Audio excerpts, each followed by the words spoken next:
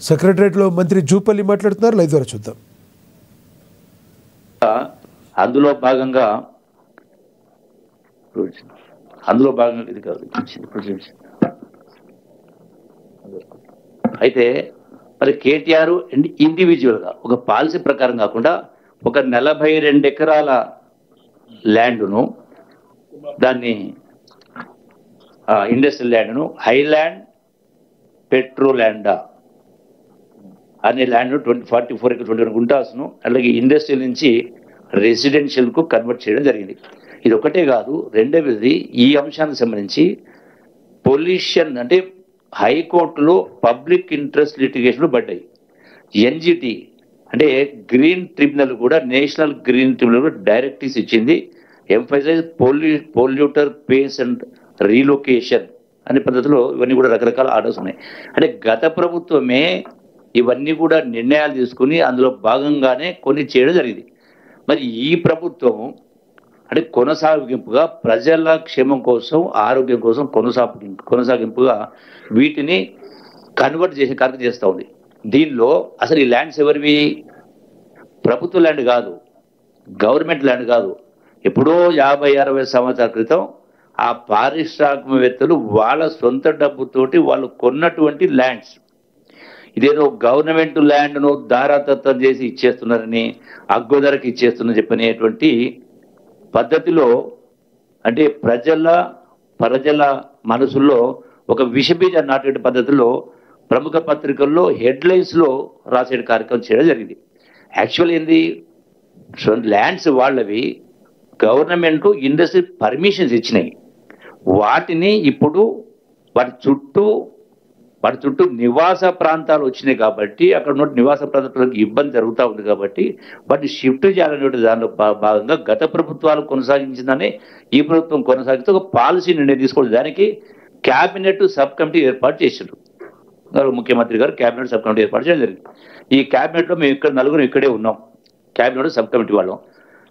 ఈ మంత్రికి ఇష్టం లేని, ఆ మంత్రికి ఇష్టం లేని, దక్షిణాది రాష్ట్రాలకు ఇష్టం లేని, మేమందరం సమిష్టిగానే ఈరోజు ప్రెస్ మీట్ కండక్ట్ చేస్తా ఉన్నాం. అంటే ఇంత దుర్మార్గంగా ఈ రోజున మరి బట్టగాల్సి మీ దేశ కార్యక్రమం చేస్తాం.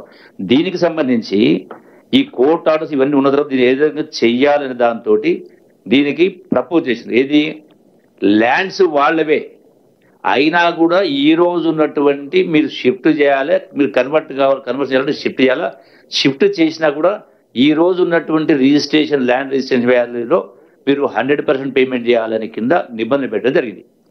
దానికి సంబంధించినటువంటి స్టేక్ హోల్డర్స్ ఎవరైతే ఉన్నారో, ఐలాస్ కావచ్చు, ఫిస్టా కావచ్చు, అలీప్ అనే సంస్థ, నరెట్కో, క్రెడాయ్, ఈ సంస్థలందరినీ పిలిచి మాట్లాడి చేస్తే వాళ్ళు అవుట్ రైట్ రిజెక్ట్ చేసి ఎన్నిళ్ళని మాట్లాడడం మాకు అనే కింద వాళ్ళు రిజెక్ట్ చేసి దాన్ని 10% పెట్టండి, 5% పెట్టండి, ఫ్రీగా ఇవ్వండి అనే కింద కన్వర్ట్ చేయండి అన్నారు.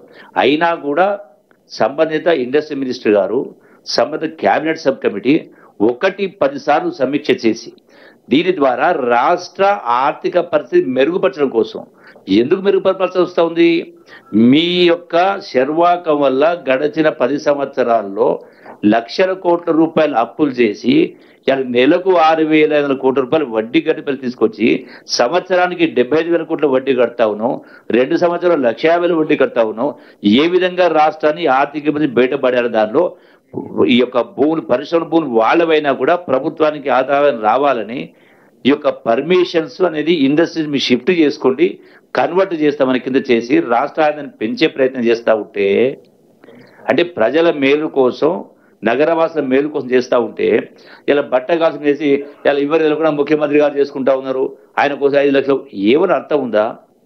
అంటే మీకు 2023 ఎన్నికల్లో ప్రజలు తీర్పు ఇచ్చినా కూడా బుద్ధి రాలే. కేటీఆర్ మొన్ననే అన్నాడు కదా రెఫరెండం అంటే ఏంది అంటే ప్రజలు గడచిన 2 సంవత్సరాల పరిపాలన పైన జూబ్లీస్ ప్రజలు తీర్పు ఇవ్వబోతారని అన్నారు.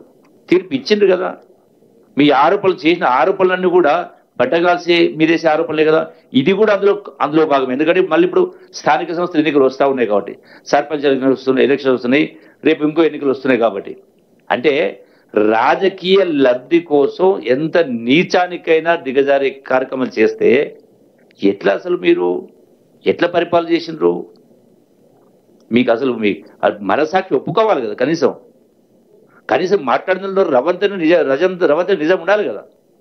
అంటే కేవలం రాజకీయ లబ్ధి కోసం దుర్మార్గంగా మాట్లాడితే ప్రభుత్వ ప్రతిష్టను, ముఖ్యమంత్రి ప్రతిష్టను, మంత్రుల ప్రతిష్టను దిగజార్చి తద్వారా రాజకీయ లబ్ధి పొందాలనేటువంటి దుష్ట ఆలోచన తప్ప ఇంకొకటి కాదు.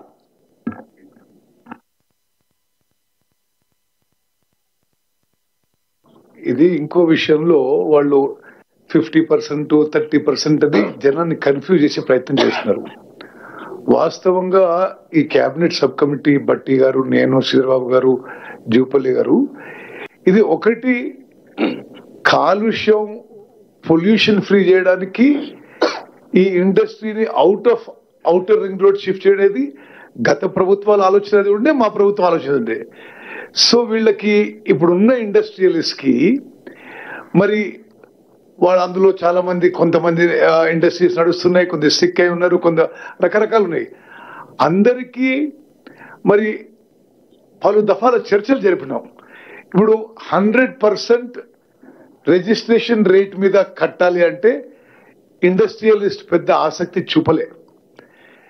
సో మేము అనుకున్నది ఏంటంటే వాళ్ళకి ఎంతో కొంత ఇన్సెంటివ్ ప్రొవైడ్ చేసి ఎంకరేజ్ చేయాలి. ఇప్పుడు ఒక చోట ఇప్పుడు కళ్యాణ్ ఒక ఆయన పలానా ఇండస్ట్రియల్ ఎస్టేట్లో ఇండస్ట్రీ నడుపుతున్నాడు.